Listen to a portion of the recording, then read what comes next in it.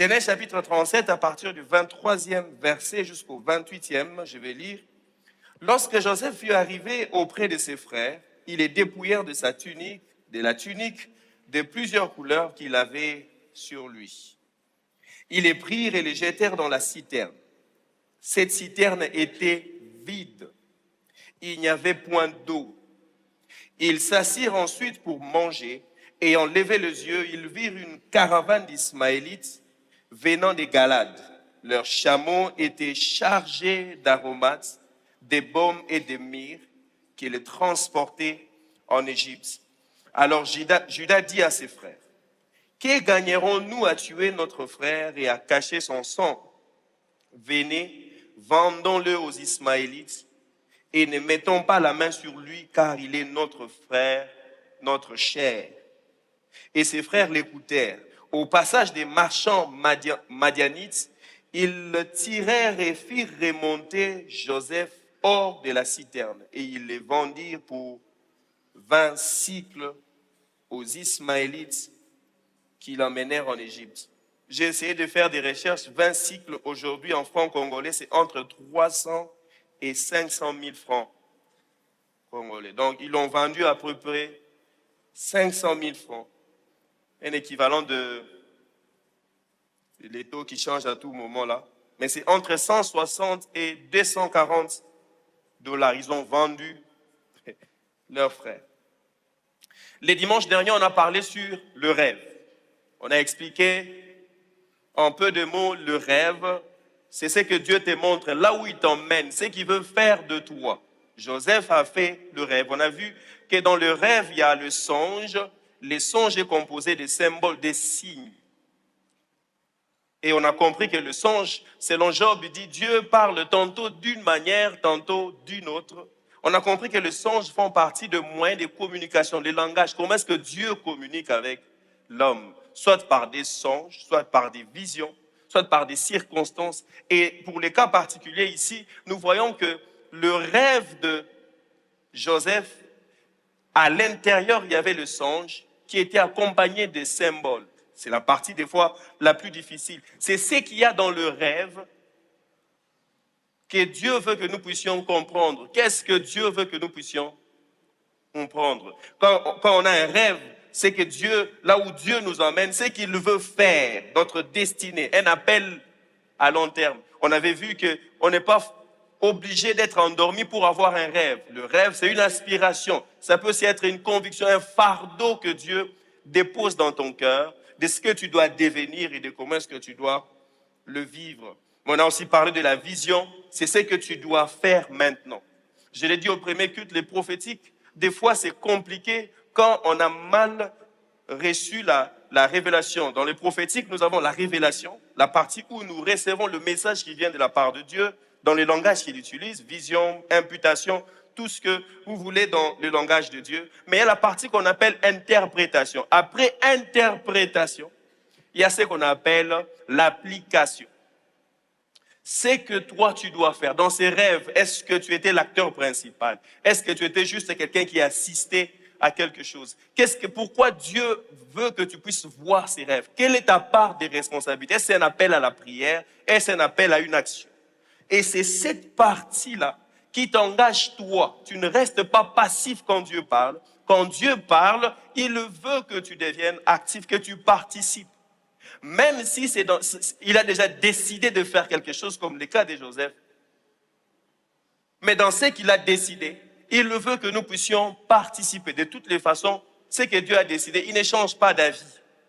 Mais il veut que l'homme s'aligne. Quand il nous montre, il veut que nous puissions nous aligner à ce que lui, il veut faire. On a vu que la vision, c'est ce que toi, tu dois faire maintenant. C'est une instruction qui est claire, souvent en éveil. Pas forcément parce que tu dors. D'ailleurs, les visions, on ne les obtient pas quand on dort. Soit c'est vision, tu es en extase, soit tu as fermé les yeux, soit tu as les yeux ouverts, tu vois des choses en esprit. Alors, on avait parlé du rêve. On a utilisé le timeline, le tableau pour Joseph, en commençant par là où tout a commencé. Tout a commencé, il est né, on a vu exactement pourquoi son père le met. On a vu l'histoire. Il aimait il aimait plus que ses frères.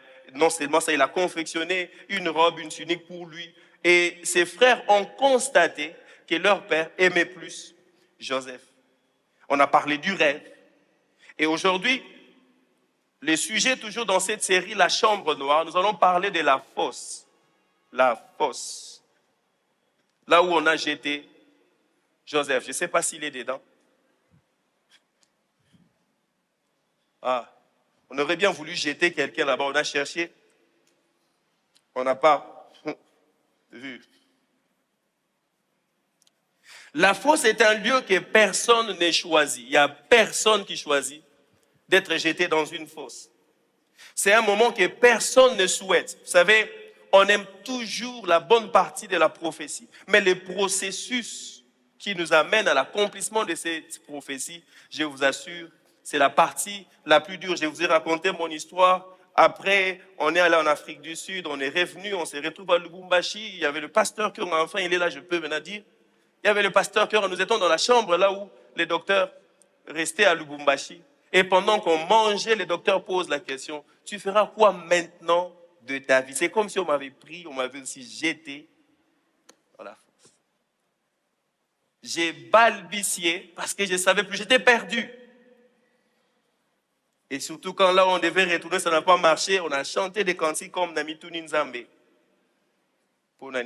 C'est un moment que personne ne souhaite. C'est une saison où la vie nous pousse plus bas que prévu. Joseph est descendu dans la fosse, mais son appel n'y est pas mort. Au contraire, la fosse a activé le processus du rêve. Quand Dieu te parle, la prochaine étape, Dieu te met dans le processus. Il sait que tu n'es pas encore prêt. Il y a certaines choses quand Dieu nous dit maintenant, on va les comprendre 10 ans plus tard. Pourquoi? On n'a pas encore la maturité qu'il faut. Parce que quand Dieu nous parle, il nous donne l'image de notre futur. C'est ce qu'il vise pour nous. Et quand tu regardes ce qu'il vise pour nous et ce que nous sommes maintenant, tu te poses des questions, ça va se faire comment? C'est dans le processus que Dieu accomplit. Et quand Dieu nous donne un rêve, il active lui-même le processus. La fosse a déclenché le développement. La fosse aussi a révélé ce que Dieu avait placé en lui. C'est quoi une fosse? Une fosse est un trou creusé dans le sol, souvent naturel ou artificiel, utilisé pour y jeter, stocker ou piéger quelque chose ou quelqu'un. Dans l'Antiquité, les fosses pouvaient être utilisées comme des réservoirs d'eau, des citernes. Elles pouvaient aussi être utilisées comme des fosses d'aisance ou d'ordures. Vous savez, dans les déserts, les gens se soulageaient, ils creusaient des fosses pour se soulager. Mais aussi, c'était un lieu de détention temporaire, comme c'était le cas de Joseph. C'était aussi de pièges pour animaux ou pour les ennemis. Mais dans notre cas, la fosse était, le cas de Joseph, la fosse était un endroit sombre, sans lumière, sans confort, symbole d'abandon, de rejet et de désespoir. Ce matin, je vais nous parler de 5 choses concernant la fosse par rapport à la vie de Joseph. 5 choses, et je parlerai de la 6e chose, nous montrer qu'est-ce que Dieu fait pendant que nous sommes dans la fosse. Vous savez, toutes les fois que Dieu parle, il te montre ce qu'il fera de toi. Le processus, c'est lui qui choisit comment est-ce qu'il le fera en sorte que tu puisses devenir. C'est là. David, oint comme roi, on s'est posé des questions, comment est-ce qu'il deviendra? Il deviendrait roi. La première des choses à savoir, c'est que la fosse est le premier choc du processus. J'essaie d'imaginer les chocs qu'avait Joseph quand on l'a jeté. Généralement, la fosse avait une certaine hauteur entre 3 et 4 mètres. Et un jeune homme de 17 ans, j'essaie d'imaginer. Ce ne sont pas les jeunes, les adolescents d'aujourd'hui, les adolescents Android, où quand tu les regardes, il a déjà 1,80 m. J'essaie d'imaginer les chocs qu'il avait quand il est tombé dedans. Je ne sais pas, quand il est tombé. Est-ce qu'il s'était cassé? Est-ce qu'il s'était blessé? Qu'est-ce qu'il a trouvé dedans? On donne même des détails dans la fosse. 1, c'était vide, il n'y avait rien. 2, c'était noir. 3, il n'y avait pas d'eau. Combien de temps il a passé dedans? On ne sait pas. Mais ce qui est vrai, j'essaie d'imaginer quand ses frères le prenaient, il l'amenaient, on va te jeter de l'autre côté là-bas. Quand ils discutaient, on doit les tuer, on doit faire ceci. Et l'autre dit non, on ne va pas les tuer. Le temps qu'on puisse trouver la solution. On le prend, on le jette dans la fosse. C'était un choc.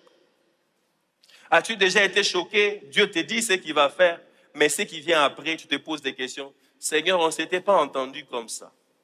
Moi, ma question, vous êtes entendu avec Dieu comment? Dieu t'a montré juste la finalité, mais le processus, Dieu ne t'a pas montré. Les chocs de Joseph, Genèse 37, 24, il dit, ils les jetèrent dans une fosse. Elle était vide, il n'y avait point d'eau. La fosse vient souvent juste après la vision. J'ai entendu des gens ici, on a prié pour eux, juste après, ils sont allés à l'hôpital. L'année dernière, on parlait de l'impact de la présence de Dieu. Les dimanches, on a prié, c'était glorieux. Les mardis qui a suivi, les coups de feu ont commencé dans la capitale. Et vous savez ce qui s'est passé à l'est du pays.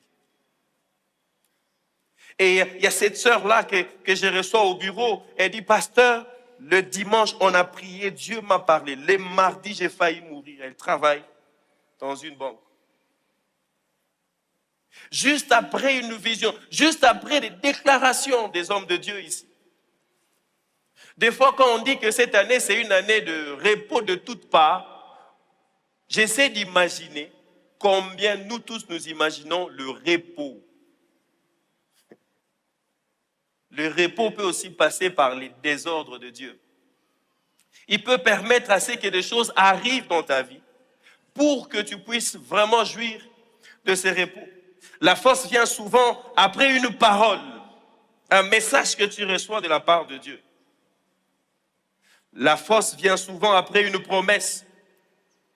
Des fois, la force est la première contradiction apparente entre ce que Dieu a dit et ce que tu vis.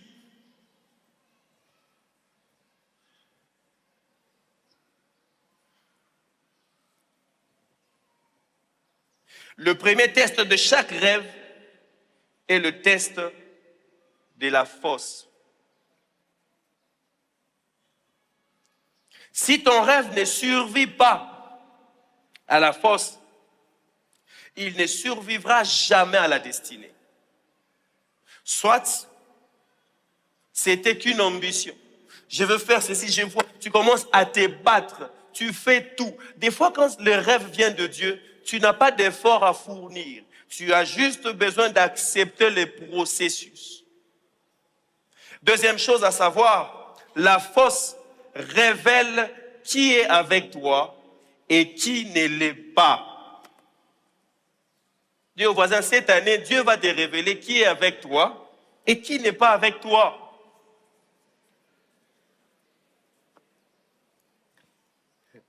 Je prie que Dieu te donne le discernement qu'il faut pour que tu voies ceux qui sont avec toi et ceux qui ne sont pas avec toi. Dieu permet que tu découvres les vraies et les fausses relations, les vraies et les fausses amitiés. Dieu permet que tu découvres tes frères. Regardez, des fois, quand on parle de la trahison, on pense toujours ennemi. Mais dans le cadre de Joseph ici, ce n'étaient pas des étrangers qui ont jeté Joseph dans la fosse. C'était ses frères. Le cercle le plus intime. En qui est-ce qu'il croyait tellement? Chaque matin, le premier rêve qu'il a fait, il va directement voir ses frères. En quelque sorte, c'est comme si le premier cercle d'amitié de Joseph, c'était ses frères. Il va raconter le songe. Naïf qu'il était, on a même interprété. Il a su, la Bible dit, il parlait durement, il lui parlait durement, il savait. Mais il a fait encore le deuxième rêve. Il est revenu encore dire à ses frères. Et puis il est allé dire à son père. La blessure la plus profonde vient souvent de proches. Alors j'aimerais que tu prophétises avec moi chez ton voisin. Des fois on pense que la prophétie, ça fait toujours du bien. Dis au voisin, la prophétie fait aussi mal. Dis-lui, puisque nous parlons du développement, cette année, Dieu permettra que tu sois blessé par tes proches.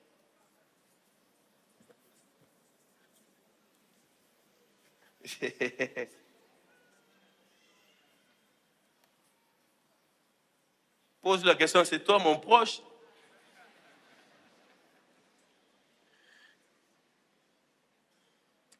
Pourquoi Dieu permet cela? Des fois, Dieu permet que ça arrive pour t'enseigner dès les débuts. Il ne veut pas que ça prenne du temps. Qu'est-ce qu'il veut t'enseigner? Premièrement, ce ne sont pas toujours les ennemis qui te blessent. Des fois, on cherche l'ennemi loin. Des fois, on est là. On vit avec eux. Ça peut être tes parents, ça peut être tes frères qui peuvent te blesser par leur attitude, par leurs propos. Des fois, ils créent des groupes WhatsApp pour parler de toi en mal. Deuxième des choses, pourquoi Dieu permet cela? Ce n'est pas toujours le diable, parfois c'est l'humain. Quand tu cherches le sorcier, le diable qui est derrière cette affaire, peut-être c'est un être humain, juste qui n'a pas un bon cœur. Pourquoi Dieu permet cela? Des fois, les relations non guéries ne peuvent pas porter ton futur. Vous savez, des fois, nous grandissons dans des environnements où nos relations sont tellement fragiles, qui ne sont pas guéries, même en famille. Quand on se rencontre, la fête, on sourit, mais tu sais dans ton cœur, tu as une dent contre ton frère. Cette relation qui n'est pas guérie maintenant, même après 10 ans, ça te fera toujours du mal. La Bible dit dans Genèse ici, ses frères ne l'aimaient pas.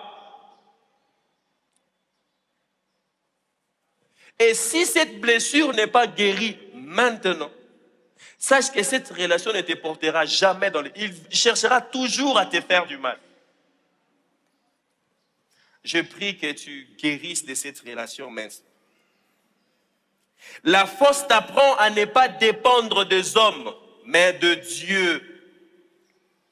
La force t'apprend à ne pas dépendre des hommes, mais aussi à savoir, la force expose les cœurs autour de toi, mais surtout les tiens. Des fois, les membres de ta famille, des fois, les membres de ton église, des fois, les gens qui t'apprécient. Mais les jours où tu tombes, là, tu te rends compte qu'ils ne m'ont jamais aimé. Vous savez, il y a dans certaines églises, on attend que le frère là puisse tomber. On attend que la sœur là puisse. Et les jours où ça arrive,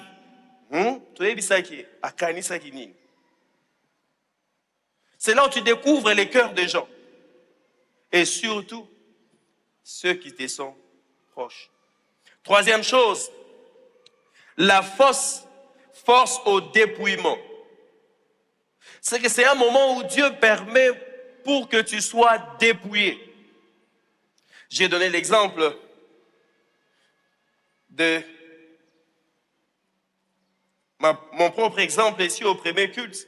Quand on a commencé ici à Fil, on nous donnait à peine l'argent de transport. Et dans ce qu'on nous donnait, on avait encore réduit les montants. Et le jour où on donnait, j'ai en même temps découvert les gens qui m'entouraient, mais j'ai aussi en même temps découvert que Dieu devait dépouiller quelque chose au-dedans de moi. Je me suis fâché. J'ai refusé de prendre cet argent. J'ai dit, retournez cet argent. D'où il vient. Et le monsieur qui a pris l'argent pour ramener de l'autre côté là-bas, il a dit ce qu'il fallait dire. Et puis le docteur m'a appelé dans son bureau On a commencé à parler. J'ai essayé de comprendre pourquoi j'avais réagi comme ça. Mais il m'a dit deux choses. C'était difficile, mais je l'ai fait quand même. Premièrement, il dit, sois patient envers nous. Sois patient envers le système. Et deux, va demander pardon. Et parmi ces deux personnes qui étaient allées rapporter chez les docteurs, il y avait aussi une femme dedans et allait demander pardon à une femme. Et tout l'Africain se réveille. Et toutes les origines aussi se réveillent. Parce qu'il fallait demander pardon. Vous savez, généralement, les gens qui vont demander pardon en disant « si j'étais offensé, si mes propos t'ont offensé », c'est-à-dire que lui, il ne reconnaît pas. Mais si dans ce que j'ai dit, ça t'a fait mal, pardonne-moi. Moi, quand quelqu'un commence toujours « si, kata », c'est-à-dire, oh, reconnaître, tu ne reconnais pas que tu m'as offensé. Je suis entré, je me suis mis, je peux te parler. Tu as entendu. Surtout, toi tu demandes pardon. C'était avec beaucoup d'efforts et la personne dit, sans problème, en tout cas, moi je n'ai aucun problème. Et c'est que nous n'avons pas eu des problèmes, mais j'avais appris comment manifester mon mécontentement. C'est que Dieu m'avait appris quelque chose. C'est que tu peux avoir raison, mais tu dois juste savoir comment manifester ton mécontentement avec beaucoup de sagesse. Certains ont perdu raison sur certaines choses, juste parce que il y avait encore des choses qui retenaient sa destinée. La fausse force au dépouillement. Dans la fosse, Joseph a perdu sa tunique, sa sécurité, son confort, les contrôles de sa vie. Parmi les premières choses, quand on les prend, on enlève d'abord sa tunique. Ah, tu disais que c'est ça. J'essaie d'imaginer, chaque jour, Joseph mettait la tunique ou quoi? Parce que ces jours-là, il avait encore ça. Je ne sais pas combien de temps ça a pris entre les jours où on lui a donné sa tunique et les jours où on l'a ôté sa tunique. Est-ce qu'il en avait 2 ou 3? Je ne sais pas, mais on dit qu'il n'avait qu'une seule tunique. C'est-à-dire, chaque soir, il nettoyait ça pour que demain matin, qu'il puisse encore remettre pour dire, hein, j'ai la chose. Combien de fois tu as donné une prophétie, ça a marché, c'est fini. Tu es big prophet, prophète majeur. J'ai la chose, moi je vois, moi j'entends. Je ne vais pas entrer dans les polémiques. Juste une petite manifestation de la grâce de Dieu dans ta vie, c'est fini. Et qu'est-ce que Dieu fait? Il te prend, il dit, ok, c'est bon. Il te jette, et en le jetant, on enlève d'abord ce qui faisait sa force, sa fierté. Qu'est représentait la tunique? On peut mettre le dessin. La tunique, premièrement, elle était multicolore. La tunique représentait la diversité des dons, la richesse intérieure, la distinction. Parce qu'il n'y avait que lui qui avait ça. La diversité, la capacité de plusieurs choses. Quelqu'un qui est doté des dons, des talents, des capacités, de plusieurs choses. Mais la tunique aussi représentait la royauté, un appel à la royauté. N'oubliez pas le rêve qu'il a fait. Il a vu ses frères et toute sa famille se prosterner au-devant de lui. Et même son père dit, tu vas gouverner sur nous. La tunique représentait le leadership. Ça représentait la prochaine étape de sa vie. Mais aussi, la tunique représentait les cadeaux du Père. La faveur, l'élection, le choix du Père, l'amour du Père céleste. Combien Dieu nous aime, il nous a fait faveur. Les jours où Dieu t'a choisi, il a dit qu'il fera des choses au travers de toi. Sache que ces jours-là, Dieu aussi a déjà déclenché quelque chose. Les jours où l'Esprit descend sur Jésus, le ciel s'ouvre, la voix parle, celui-ci est mon fils bien-aimé en qui j'ai placé toute mon affection. La Bible dit, l'Esprit est descendu pour ne plus retourner. Qu'est-ce qui s'est passé? La prochaine étape, Jésus est allé aussi dans sa fosse. L'Esprit l'a conduit. Jésus n'a pas allé. Je ne sais pas si Jésus avait programmé d'aller dans le désert. Peut-être Jésus, dans son plan, juste après, il commence le ministère. Parce que l'Esprit était déjà descendu sur lui. Dieu l'a conduit aussi dans le désert pour le dépouiller. Dis au voisin, cette année, Dieu te conduira dans le désert pour te dépouiller. Ouais, je sais que tu le dis. Dieu peut permettre que tu perdes cette voiture-là, le travail, les opportunités. Dieu peut permettre que tu puisses perdre ça. Parce que Dieu ne construit jamais une destinée sur un vêtement d'enfant. La Bible dit aussi longtemps que l'héritier est enfant, il ne diffère d'un esclave. On ne confie pas des responsabilités à un enfant. Il y a même quelque part dans la Bible, dans Proverbes, la Bible dit « Et maudit une nation qui a pour roi un enfant. » Les grandes responsabilités, on ne les confie pas aux enfants. Dieu, il prend toujours le temps de préparer quelqu'un qui accepte le processus. Quand tu entres et à la fin, Dieu te confie la responsabilité. N'oubliez pas, il dit, fidèle dans de petites choses, on te confiera des grandes choses. Quand tu ne sais pas manifester la fidélité dans de petites choses, le petit tâche, le petite responsabilité qu'on te confie, tu ne sais pas être fidèle. Fidèle ne veut pas dire faire la même chose. Des fois, quand on dit quelqu'un n'est plus fidèle, on pense qu'il a changé. Non, fidèle, c'est garder la valeur de ce qu'on t'a donné. On t'a confié une tâche, la manière dont tu fais. Les docteurs nous disaient, quand ils nous enseignaient sur le leadership, ils disaient, on peut demander de l'eau à quelqu'un. Imaginez, je viens, je dis, donne-moi de l'eau. C'est lui qui t'a demandé l'eau, il attend comment est-ce que tu vas faire. Est-ce que, il faut poser la question, c'est l'eau froide ou l'eau pétillante? Quand il a dit, donne-moi de l'eau, c'est l'eau pour se laver les mains ou pour boire? Et il disait toujours, c'est la manière dont tu sers qui montre ta fidélité. Des fois, on peut te dire juste une phrase, mais la manière dont tu développes cela et tu donnes la solution démontre ta fidélité, démontre ta maturité, ton souci de garder toujours la valeur et valoriser la responsabilité ou la tâche qu'on t'a confiée.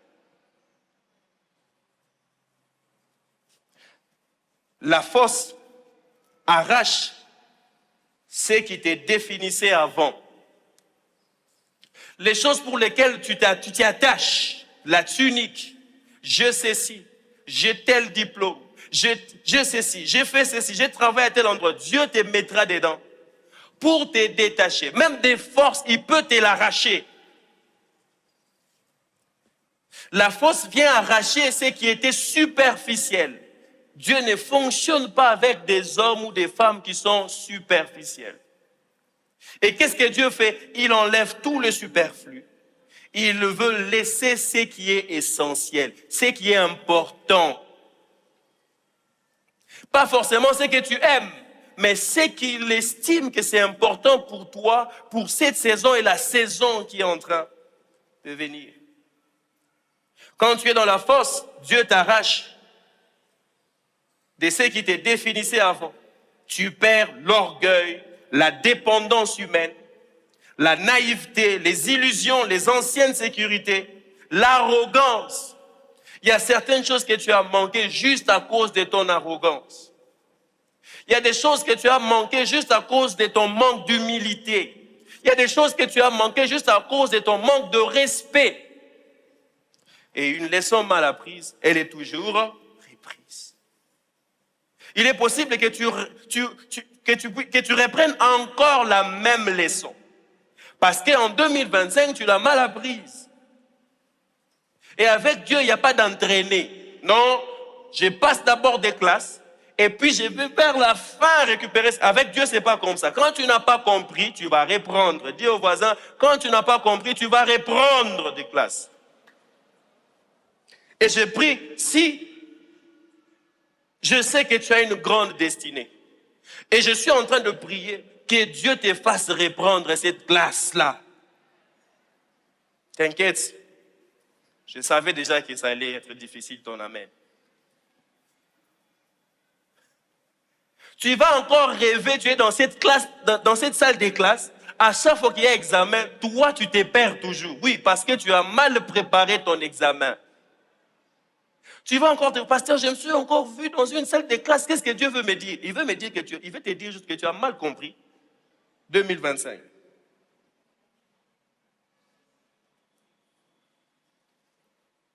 Quatrième chose, la fosse est un lieu d'injustice, mais pas d'abandon.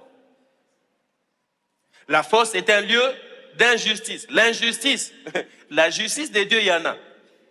Si la justice de Dieu existe, c'est parce que la justice des hommes n'accomplit pas la volonté de Dieu. Et tu vas vivre l'injustice des hommes. Vous imaginez que Joseph n'a rien fait pour mériter la fosse. Il est juste venu voir ses frères, par instruction de son père. Il est possible que Dieu t'envoie à un endroit et qu'on te fasse du mal.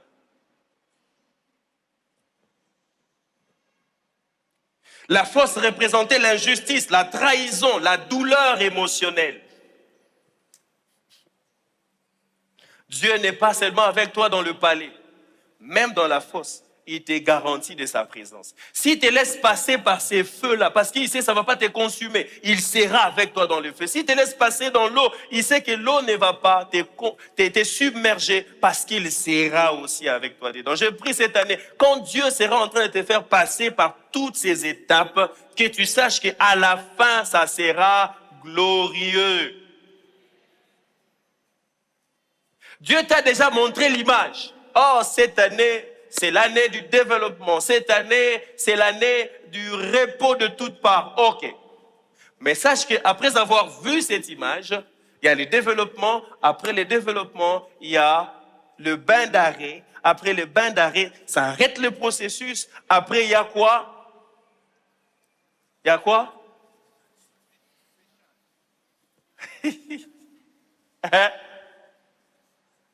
La quatrième étape, c'est quoi? La fixation.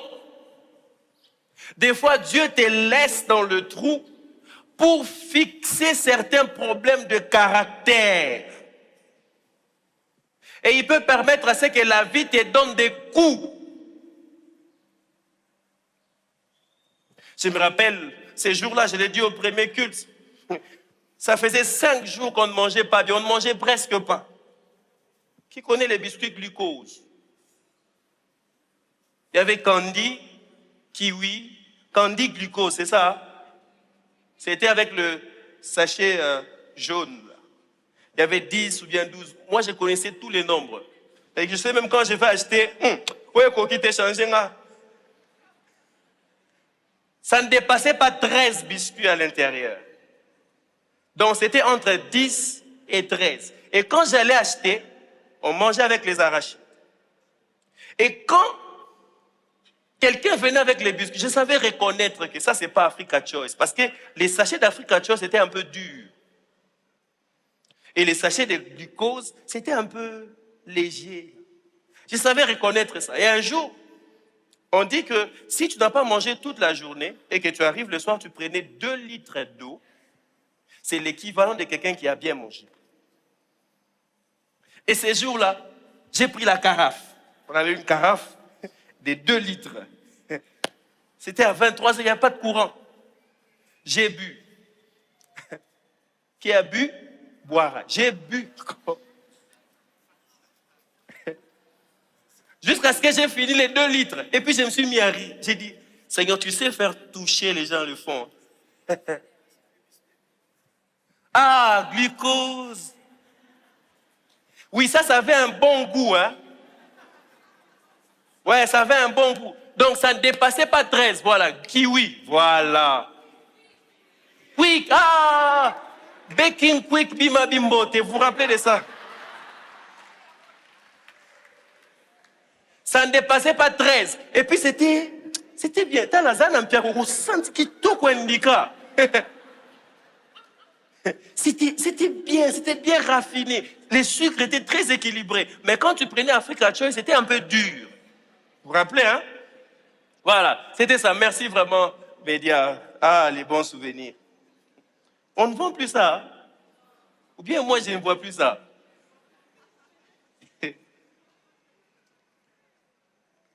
C'est que Dieu peut permettre que tu puisses vivre l'injustice. Regardez combien aujourd'hui notre société, quelqu'un qui passe juste devant les cortèges, on l'emprisonne, on les jette en prison pendant 7 mois. Et il sort, il meurt. Quelle injustice. Une petite fille de 20 ans, quelqu'un les rencontre et les fait du mal et la fille meurt. Juste pourquoi? Parce qu'il y a tant de souffrance à la maison et cherche quelque chose à manger et un monsieur pervers qu'il est, désolé, ça commence à énerver. Et la fille perd la vie comme ça. Mais je prie au milieu de toutes ces choses que le Seigneur te garde. Hein, que le Seigneur t'épargne. Même si ça sera par tes propres erreurs, je prie que mon Dieu t'arrache du danger. Je prie que ça ne t'arrive pas. Que tu saches que tu es juste dans ta fosse. Tu dois tenir bon, même s'il y a de l'injustice autour de toi. Même si en famille, on vous a arraché les histoires, c'est pas un problème. Ça fait partie du processus. Là où tu vas, ça sera glorieux. Ils reviendront pour glorifier ton Dieu.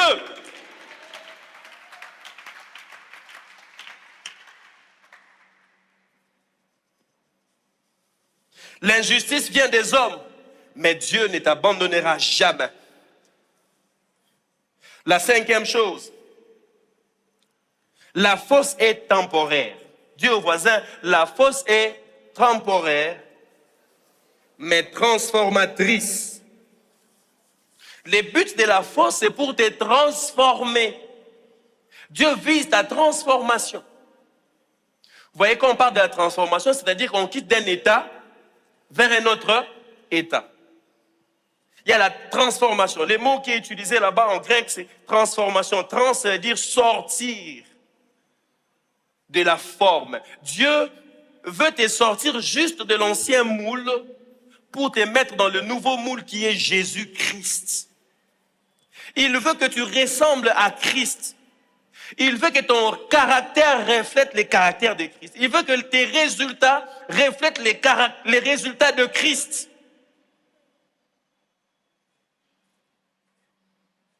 La force n'est pas une destination, mais c'est un lieu de transformation. Pourquoi Dieu permet? Parce que la force n'est pas ta destination. Dieu utilise la force pour casser l'infantilité. Kibomoana. Quand tu regardes ta vie, c'est caractérisé par des trucs d'enfant. Quand tu regardes ta vie de prière, tu ne sais même pas te prendre en charge en prière. Pasteur Mikolo, organiser la prière, vraiment prière. Après 21 jours de jeûne et prière, tu ne sais pas avoir des moments de prière seul. Après 21 jours, après 52 dimanches exposés à la parole de Dieu, tu ne sais pas avoir des moments de méditation seul. Tous les enseignements que tu as suivis, chaque jour à 8h ou 7h, tu suis teach. Quand tu finis teach, je ne sais pas, tu vas encore où autour de la table. Tu viens encore mercredi malakis. Mais quand on regarde dedans de toi, Christ s'est manifesté. Est-ce qu'aujourd'hui, toi-même, tu peux faire un bilan en disant que j'ai grandi? Dieu veut briser ça. Regarde seulement ton engagement dans l'œuvre de Dieu. Tu es toujours un chrétien émotif. Tu es toujours un chrétien qui réagit selon les tempéraments. Tu es toujours ces chrétiens qui disent, moi je n'aime pas qu'on me parle comme ça. J'aime pas qu'on me parle comme ça. Dis au voisin, ça c'est être enfant. Paul dit, quand j'étais enfant, je parlais comme un enfant. Je réfléchissais j'agissais comme un enfant. Quand j'ai grandi, j'ai arrêté tout ce qui était de l'enfantillage. Cette année, quand Dieu sera en train de t'amener dans ces processus, c'est pour que tu arrêtes, tu cesses d'être un enfant. À l'enfant, on ne confie pas des responsabilités. Tu peux beau prier. Vous savez, dans cette église, nous aimons la prière. Dis aux voisins, nous aimons la prière. Ok. Je crois que c'est vraiment une vraie erreur, une grosse bêtise, dire qu'on aime la prière. Voilà pourquoi tu ne vis pas les résultats de la prière. Parce que tu aimes la prière. C'est Jésus qu'on aime. Et la prière est un moyen d'interaction avec Dieu. Quand c'est l'enseignement, l'enseignement, tout bon de la tout chauffer, au bon de la nini. Sur quelle base? Quel est le soubassement de ta prière? Regarde ta prière, remplie de plaintes et de murmures. Ta prière n'est pas enrichie par la parole de Dieu. Des fois, on le fait exprès ici. Vous montrez, on conduit la prière avec la parole de Dieu. N'oubliez pas la mission de cette église. Exposer chaque personne à la parole de Dieu. Ta prière doit être enrichie de la parole de Dieu. Les jours où c'est l'enseignement, tu ne viens pas. Les jours où c'est la prière, c'est là où tu remplis, tu pleures. Depuis que tu t'es mis à pleurer, qu'est-ce que Dieu a déjà fait? Tu as comme l'impression que la prière est devenue comme une escroquerie spirituelle. On prie, il y a certains prédicateurs, ils ont compris, ok, c'est bon, je vais commencer. Acclame. On ne parle pas. Bando, kubeta ezali. Mikolo ezaki tchaka. Ozo bonde tozo tchaka.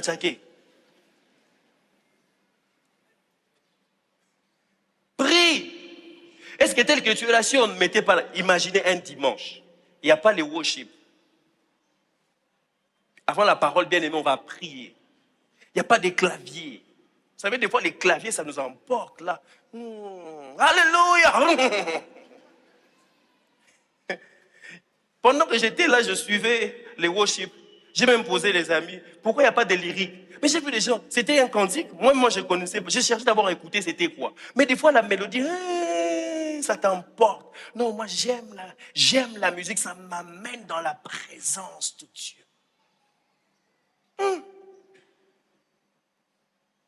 Aujourd'hui, les gens ne savent plus prier sans la musique. Hein. Quand tu pries, tu entres sur YouTube.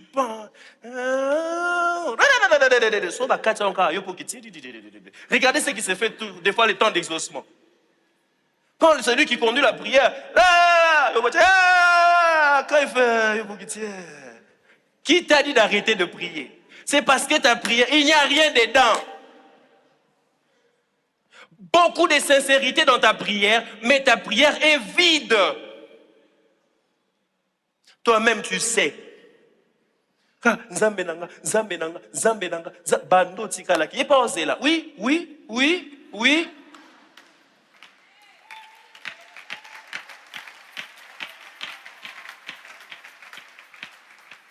Dis au voisin, arrête d'être enfant. Cette année, prends ta vie spirituelle au sérieux. Deviens un peu sérieux. Viens me dire, pasteur, pendant que je priais, Dieu m'a dit 1, 2, 3 sur ma vie. Quand il faut, venez, on va apprendre comment interpréter les songes. On va apprendre ça, comment interpréter les songes. Ah, pasteur, yo loba kaka. Ah, na loba kaka. Quand je dis, prends le temps et observe ce que tu as vu. C'est pour te faire grandir. Le pasteur ne sera pas toujours là. Son téléphone, ce jour-là, sera lobat.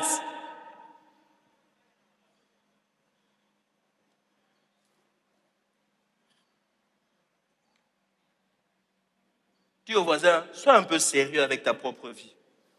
Cette affaire de repos de toutes parts, c'est une responsabilité personnelle. Dieu utilise la force pour casser l'infantilité. Dieu utilise la force pour enseigner la dépendance à lui. Maudit c'est lui qui se confie. Il y a des gens qui disent, oui, pasteur, comment est-ce que quelqu'un peut venir te demander et prier pour toi, pour que Dieu te donne l'argent, pour que tu lui donnes. Mais pourquoi tu ne peux pas changer la prière? Seigneur, donne-moi. Non, pasteur, non,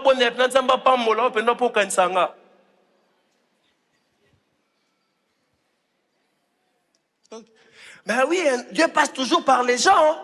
Donc, Jean n'a moutou et Zanga. Et puis, quand rien ne se passe, église qui pas baptisé, moi j'avais des problèmes, personne ne m'a assisté. Oh, c'était ta fosse.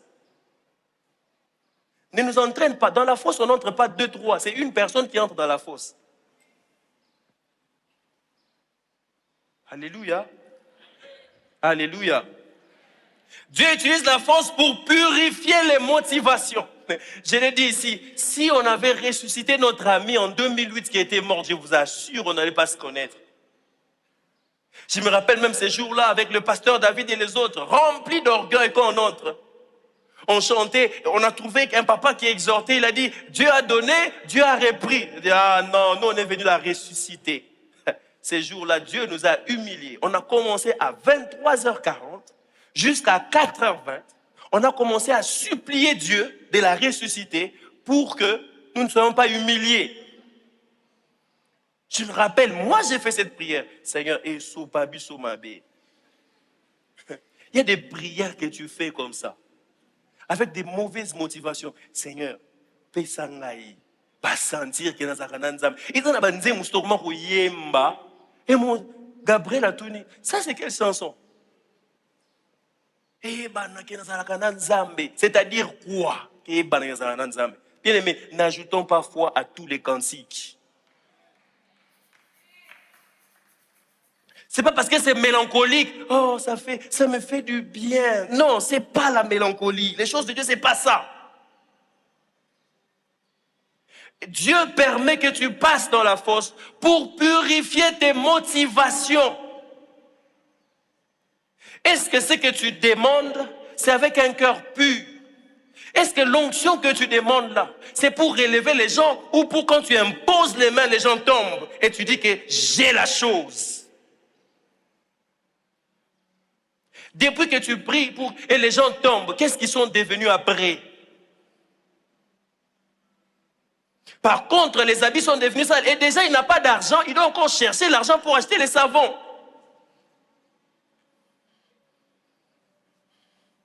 Depuis que tu donnes des prophéties aux gens, qu'est-ce qu'ils sont devenus après? Depuis que tu cherches à donner les numéros de téléphone, tu es devenu quoi après? Ces gens-là qui ont reçu, tu as donné les détails, tu as fait ceci. Et aujourd'hui, on est ballotté à tout vent de doctrine. Prophétie ezate, toke bisika prophétie, depuis okenda bisika prophétie ezate, okoma nini? Quand on t'enseigne la parole de Dieu, c'est ça la nourriture pour ton âme. C'est ça qui forge ton caractère. C'est ça qui permet que tu puisses grandir et comprendre la volonté de Dieu pour toi.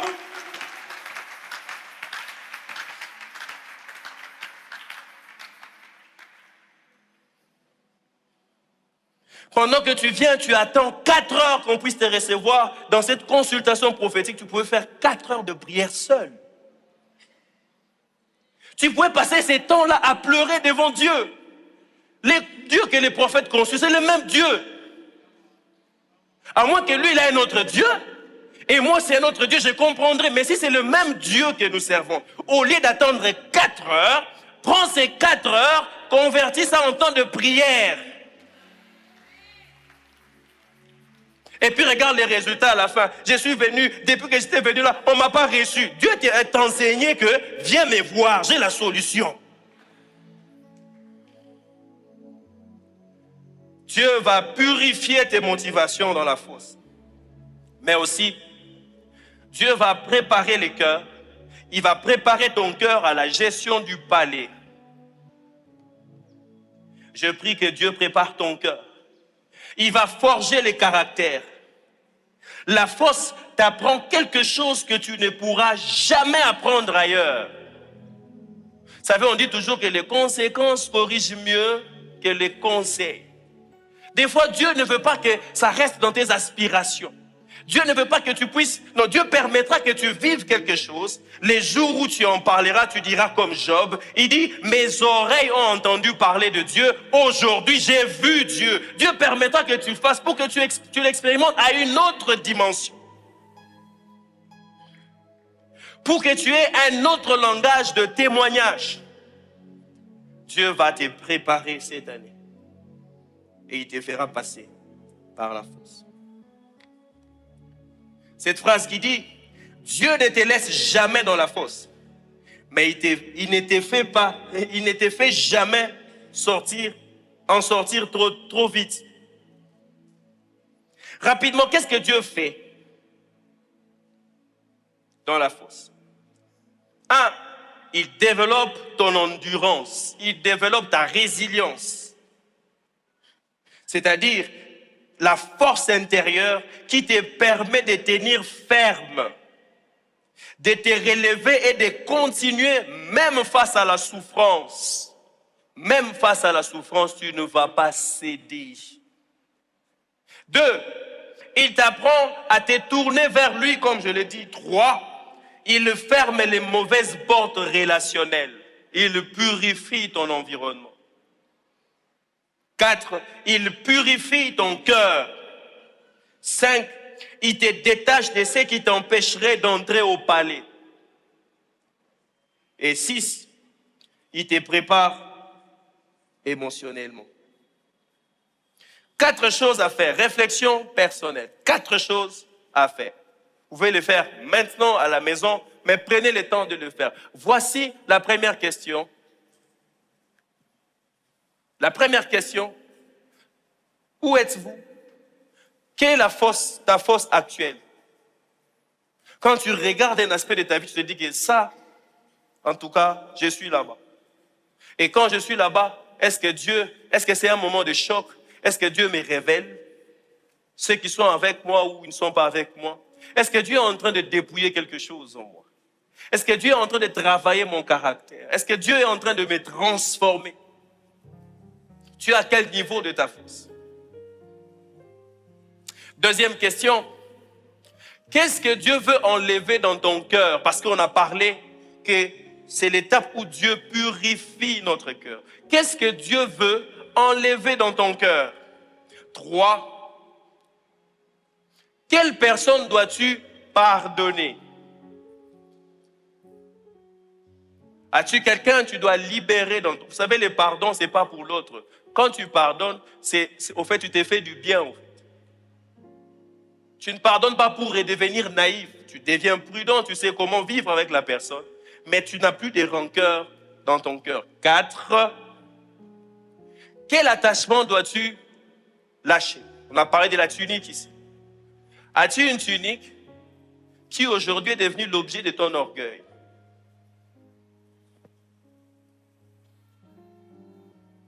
As-tu quelque chose à laquelle tu dois te détacher?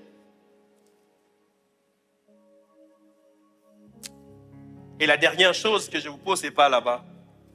Quelle prière tu peux adresser à Dieu maintenant? Prions.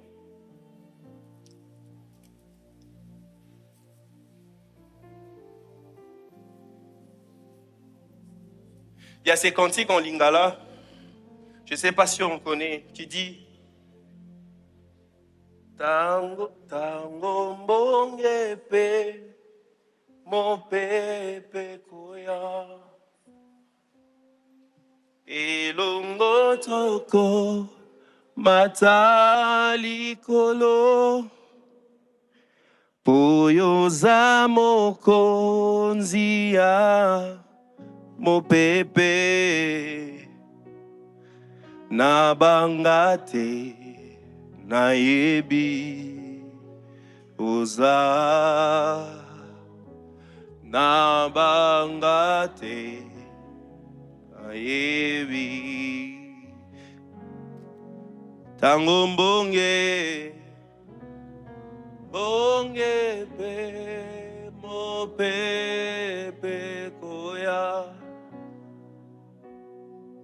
elo.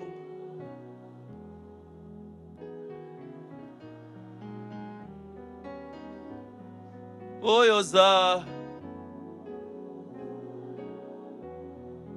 Zia mon pépé Nabangate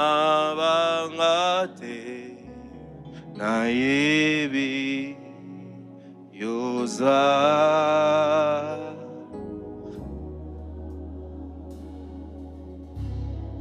Nayebi Zango mon pépé Mais on pepe koya Elongo toko Matari kolo Oyoza moko Zia mo pepe Abangate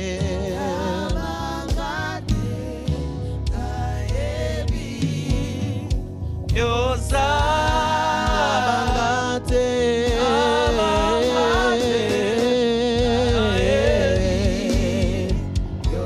Tangombonge pemo pepe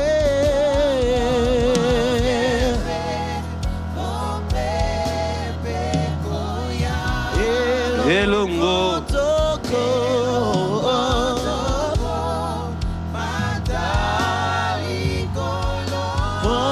Oyoza moko Zia mon pepe Nabangate. Est-ce que tu peux élever ta voix et parler à Dieu? Dis à Dieu, j'ai compris que c'est ton processus. Je comprends que c'est pas le diable, mais tu veux m'enseigner, tu veux m'amener à la maturité. Tu ne veux pas, oh Dieu, confier cette responsabilité à quelqu'un qui réfléchit encore comme un enfant, qui pense encore comme un enfant, qui parle encore comme un enfant. Tu veux que je grandisse, tu veux que je devienne de plus en plus conscient de ma responsabilité dans cette affaire de repos, de développement. Tu veux que je sois conscient. Père, je prie dans cette fosse. Permets-moi, oh Dieu, à comprendre que c'est un processus où j'apprends à dépendre de toi. Parle à Dieu, parle à Dieu.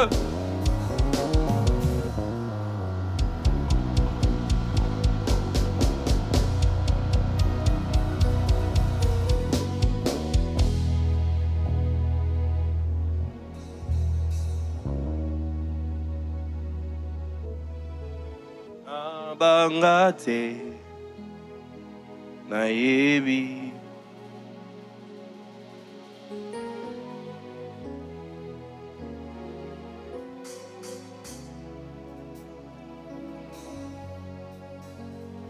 Parle à Dieu, parle à Dieu.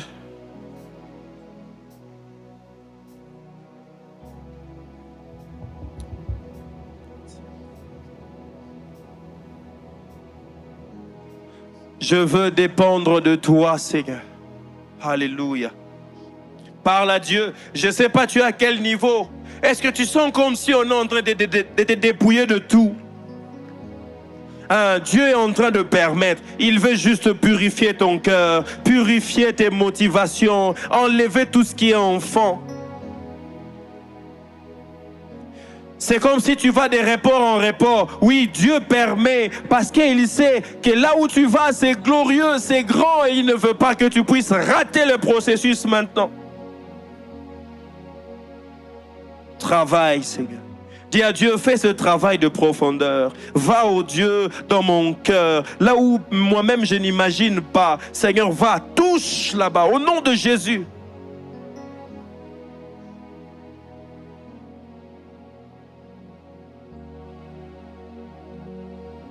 Yes, Lord.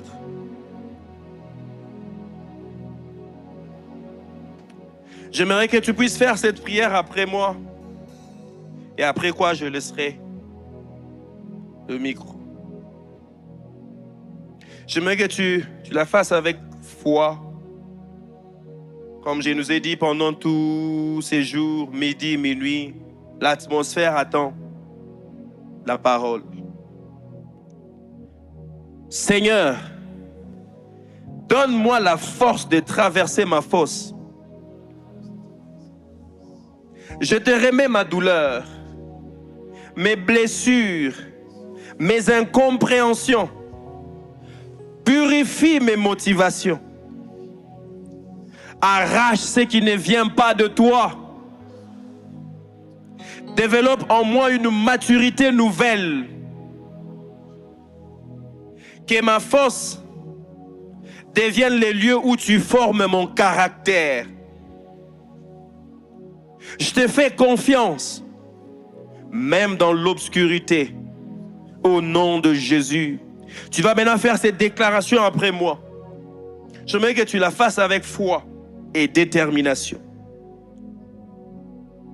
La force ne me détruira pas. Elle me développera.